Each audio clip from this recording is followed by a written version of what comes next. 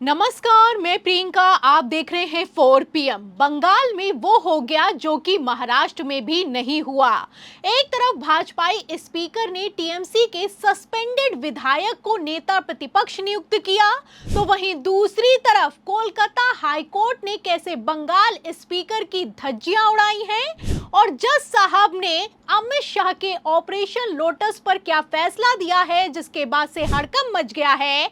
आपको फैसला समेत खबरें एक एक करके दिखाएंगे, लेकिन पहले खेल समझिए। तो जैसा कि आप जानते हैं कि बंगाल चुनावों के बाद जैसे ही ममता बनर्जी को भनक लगी कि अमित शाह ऑपरेशन लोटस की तैयारी में हैं, ममता ने अचानक से अपनी ही पार्टी के 2 विधायकों को सस्पेंड कर दिया। कायदे से इन सस्पेंडेड विधायकों की विधायकी चली जानी चाहिए थी, लेकिन बंगाल में भाजपाई स्पीकर ने वो कर दिया जो कि कभी इतिहास में नहीं हुआ। आपको बता दें कि पहले तो टीएमसी के सस्पेंडेड विधायक ऋतप्रद बनर्जी को नेता प्रतिपक्ष बना दिया गया, फिर बागी गुट जिसमें 60 विधायक शामिल थे उसे असल टीएमसी का दर्जा दे दिया गया। फिलहाल इसी को लेकर अब पेच फंस गया है। स्पीकर के खिलाफ एक तरफ जहां टीएमसी कोलकाता हाईकोर्ट पहुंची है, वहीं दूसरी तरफ कोलकाता हाईकोर्ट ने भाजपाई स्पीकर की धज्जियां उड़ाकर रख दी हैं। आपको बता दें, कोलकाता हाईकोर्ट जिस तरीके से ऋतप्रद बनर्जी को नेता प्रतिपक्ष बनाया गया है उसको लेकर जबरदस्त भड़का है। कोलकाता हाईकोर्ट ने स्पीकर से डायरेक्ट सवाल किया है कि आखिर सस्पेंडेड विधायक को नेता प्रतिपक्ष कैसे बना सकते हो। इतना ही नहीं, कोलकाता हाईकोर्ट इतना सख्त हुआ है, इतनी लताड़ लगाई है कि स्पीकर से तो यहां तक पूछ लिया है कि टीएमसी का दावा आखिर किस दम से ठुकरा दिया। आपको बता दें कि टीएमसी की तरफ से भारतीय जनता पार्टी के बंगाल में नियुक्त किए गए स्पीकर को 2 प्रस्ताव दिए गए थे, लेकिन फिर भी बागी गुटों को मान्यता मिल गई। फिलहाल इसी को लेकर कोलकाता हाईकोर्ट भड़का है। कोलकाता हाईकोर्ट का कहना है कि टीएमसी के नाम को नजरअंदाज नहीं किया जा सकता है। कोलकाता हाईकोर्ट का कहना है कि जब भी 2 प्रस्ताव आते हैं तो स्पीकर का ये कर्तव्य बनता है कि वो दोनों प्रस्ताव को पहले पढ़ें, फिर दोनों गुटों को सुने, उसके बाद ही निर्णय ले। आपको बता दें कि कोलकाता हाईकोर्ट ने इतनी जबरदस्त स्पीकर को फटकार लगाई, इतनी लताड़ लगाई कि स्पीकर ओम बिरला तक बैकफुट पर आ गए। आप अच्छे से जानते हैं कि किस तरीके से स्पीकर बिरला ने संडे के दिन आनन फानन में अपने घर पर टीएमसी के बागी सांसदों को बुलाकर उन्हें एनसीपीआई में शामिल होने पर मोहर लगा दी। फिलहाल जब कोलकाता हाईकोर्ट में बवाल खड़ा हुआ तो स्पीकर बिरला ने भी पलटी मार दी। स्पीकर बिरला ने कहा कि हम दोनों पक्षों को सुनेंगे, उसी के बाद टीएमसी के बागी सांसदों पर किसी तरह का कोई फैसला होगा। तो स्पीकर ओम बिरला तो बेचारे हड़बड़ा गए, लेकिन कोलकाता हाईकोर्ट ने क्या किया? कोलकाता हाईकोर्ट ने माहौल तो बहुत बनाया, लेकिन फैसला एक बार फिर से वही निकल कर आया है जिसकी उम्मीद की जा रही थी।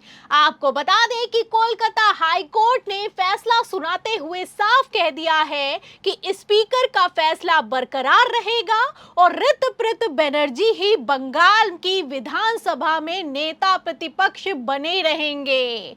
मतलब कि अगर ऋतप्रद बनर्जी को ही नेता प्रतिपक्ष बनाना था तो स्पीकर को फटकार लगाने या फिर कि इतने सवाल और इतना बवाल करने की जरूरत क्या थी।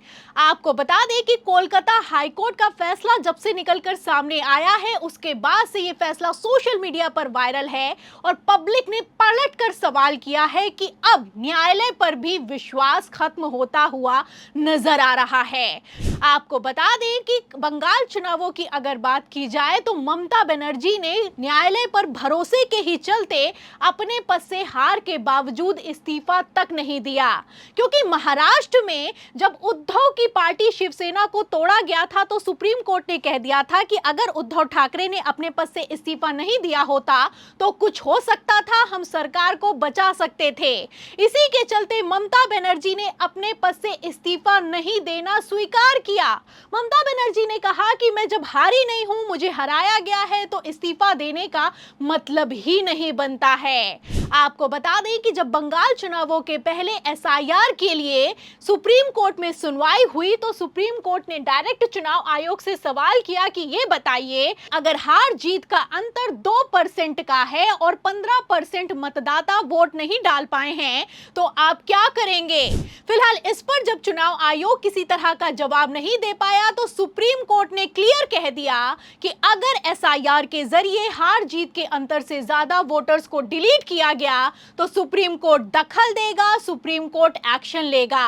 फिलहाल सुप्रीम कोर्ट के इसी फैसले के चलते बंगाल चुनावों के तुरंत बाद टीएमसी की तरफ से सुप्रीम कोर्ट में सबूतों को पेश किया गया। टीएमसी ने सबूत दिखाए कि 31 सीटों पर जितने वोट्स काटे गए हैं उतने ही मार्जिन से भारतीय जनता पार्टी जीत गई है और हार जीत के अंतर से ज्यादा वोट काटे गए हैं। एक तरफ सबूत निकलकर सामने आए, वहीं दूसरी तरफ सुप्रीम कोर्ट ने एक्शन लेना तो दूर की बात है, किसी तरह का कोई दखल देना तक जरूरी नहीं समझा। सुप्रीम कोर्ट ने टीएमसी से कहा कि नई याचिका लगाओ, हम बंगाल चुनावों को देखते हैं। मतलब कि अब कब याचिका लगेगी, कब सुनवाई होगी, कब फैसला आएगा, तब तक तो बंगाल की विधानसभा का कार्यकाल ही पूरा हो जाएगा। और जिस तरीके से महाराष्ट्र में खेल हुआ उससे बड़ा खेल अब बंगाल में होता हुआ नजर आ रहा है। आपको बता दें कि फिलहाल जिस तरीके की खबरें निकलकर सामने आई हैं उससे इतना तो साफ हो चुका है कि कुछ तो बड़ा चल रहा है। एक तरफ सत्ता पक्ष पर कोई एक्शन हो नहीं रहा है, वहीं दूसरी तरफ विपक्ष पर लगातार ताबड़तोड़ दबाव बनाया जा रहा है। आपको बता दें कि कोलकाता हाई कोर्ट से आज ही के दिन लेटेस्ट खबर निकलकर सामने आई है कि अभिषेक बनर्जी की गिरफ्तारी पर जो रोक लगाई गई थी उसे भी अब हटा लिया गया है। एक तरफ अभिषेक बनर्जी को गिरफ्तार करने की तैयारी है, वहीं दूसरी तरफ ममता बनर्जी की सुरक्षा व्यवस्था को भी खत्म कर दिया गया है। सारे सुरक्षा कर्मियों को ममता बनर्जी के घर से हटा लिया गया है और जितने भी सीसीटीवी वहां पर लगे हैं उन पर सफेद टेप लगा दिया गया है। तो फिलहाल जिस तरीके से दबाव बनाया जा रहा है और एक पार्टी को जड़ से खत्म करने की साजिश की जा रही है, आप इन खबरों से अंदाजा लगा सकते हैं कि खेला कैसे अपने चरम पर चल रहा है। फिलहाल ममता बनर्जी हैं कि हार मानने के लिए तैयार नहीं हैं। एक तरफ ममता बनर्जी भवानीपुर सीट पर हुई धांधली के सबूत लेकर खुद कोलकाता हाई कोर्ट पहुंची हैं, वहीं दूसरी तरफ शुभेंदु सरकार के खिलाफ ममता बनर्जी ह्यूमन चेन बनाकर सड़कों पर उतरी हैं। तो ममता तो हार मानने के लिए तैयार नहीं है। फिलहाल जिस तरीके से बंगाल चुनावों में खेल हुआ और अब ऑपरेशन लोटस अपने चरम पर चल रहा है, ऐसे हालातों में क्या न्यायालय से ममता को न्याय मिलेगा और आखिर क्यों कोलकाता हाई कोर्ट ने तल्ख टिप्पणियों के बावजूद किसी तरह का कोई एक्शन नहीं लिया। इन सभी सवालों के जवाब में पूरी रिपोर्ट पर आपकी क्या राय है, जो भी आप सोचते हैं हमें कमेंट बॉक्स में जरूर लिखें। वीडियो को ज्यादा से ज्यादा शेयर करें, हमारे चैनल को लाइक करें, सब्सक्राइब करें, ज्वाइन करें। फिर मिलती है अगली खबर के साथ, तब तक के लिए धन्यवाद।